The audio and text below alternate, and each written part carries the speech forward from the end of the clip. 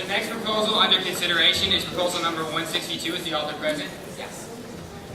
The chair recognizes you for your opening speech of 4 minutes. You may begin when ready. Thank you, Sir Chair. Robert Pritchard, Delaware delegation. Necesitamos aceptar todas personas, todos conductores, todos inmigrantes. We need to accept everyone for who they are. That is what the United States of America is built on, and that is what my proposal will do. Now, there's no debate in this country that we have a problem with illegal immigrants. Estimates anywhere from 11 to 21 million illegal immigrants live in this nation. It's clearly a problem, and we have an economic drain of $20 billion a year because of it. But what do we do? For all of you conservatives who may disagree with amnesty, let me remind you, it was 1986. Several million illegal immigrants lived in this nation. The president was Ronald Reagan, the hero of the conservative movement. But he understood something had to be done. And when asked what to do, what did he say? Amnesty. Amnesty for all. Now, the problem was he reverted back to his conservative roots when asked whether or not he would go after the businesses. He did not. As a result, more and more immigrants flooded the borders after amnesty. Why? Because jobs were still available. Large and small businesses alike were permitted to hire illegal immigrants. While it was against the law, nothing more than a petty fine was given. There was no reason for large corporations not to hire illegal immigrants for whom they could pay under the table at wages lower than minimum wage. The fact of the matter is, through amnesty and strict regulations, regulations that aren't fines, but instead a revocation of their license, this will work. Amnesty can work. Now, the idea is that you say businesses know you can't hire them. If you do, we take away your license. When we do that, it's equality for small and large businesses. Based upon the time you are out of business, will determine how much money you are losing. Large companies will lose more than small companies, and it will be equal all across the board. And it's more than just money. It's about compassion. They come here for a better life. They come here for a better education. They come here to live out the American dream. How can we take that from them? ¿Cómo? ¿Cómo? Te pregunto cómo. How can we do it?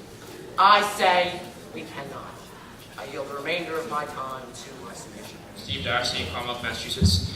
The Center for Immigration Studies reported that illegal immigration imposed $26 billion in the federal budget, and they only paid $16 billion in taxes. And yes, I acknowledge illegal immigrants do pay some taxes. So that leaves us with a deficit of $10 billion, or $2,700 per illegal household. And if granted amnesty, illegal immigrants will pay more in taxes, no question about it. But they will also claim more in benefits, and the deficit would jump to $29 billion. Because illegal households only claim half benefits compared to legal households, but they only pay a quarter in taxes. And so they're afraid of the government to claim more benefits, of course, because they're in the country illegally.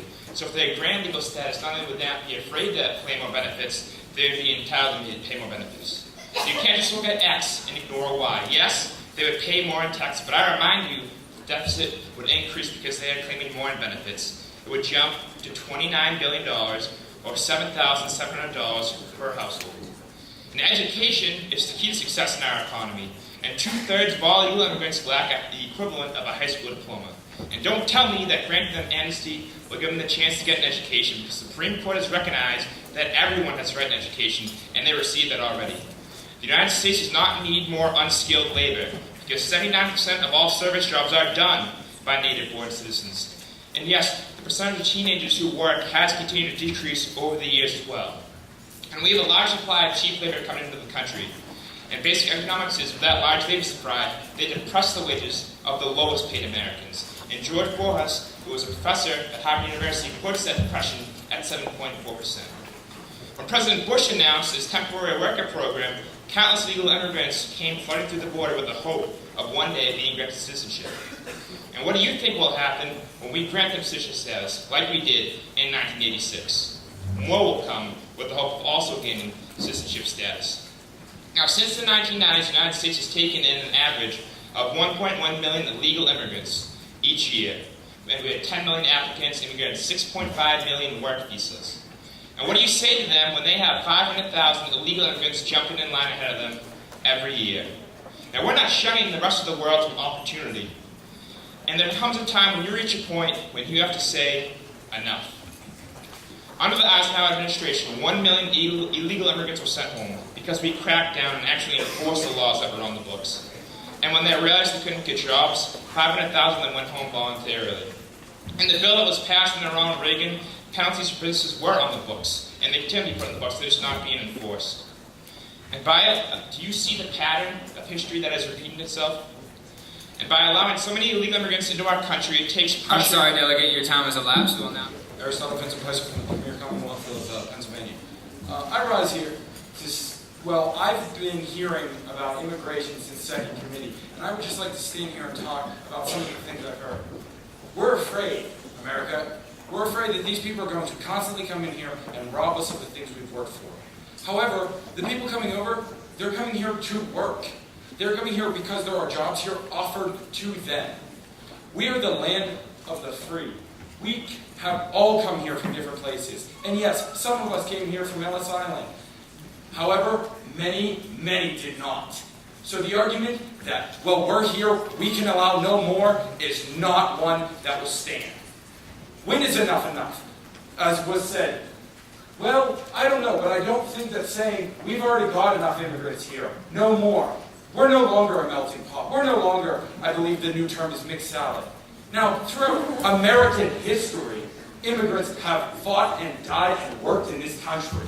It's not like they come over here and freeload. And also throughout American history, you have heard arguments. I'm sure every time there has been a new group of people immigrating to America, there has been a group of people against it.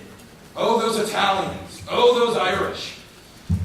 Forever. And now the majority of it is worries about Mexico. Well, you know what? Currently we are fighting a war in a different country. Many of the people who say this is so we can give rights to women and children who don't get rights there. However, well, in Mexico, these people are fleeing drug cartels, where kidnappings and killings happen every day, and they're coming here to work.